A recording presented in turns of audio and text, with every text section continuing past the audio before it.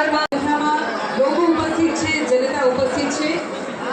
કોમ્પ્લેક્સની જમણી બાજુ, ડાબી બાજુ, પાછળની તરફ ખૂબ મોટી સંખ્યામાં લોકો છે અને પોતાના માનનીય જનપ્રિય સાંસદ શ્રીનો લોકલાડીલા નેતા આદરણીય શ્રી અમિતભાઈ શાહનું અભિવાદન ઝીલી રહ્યા છે।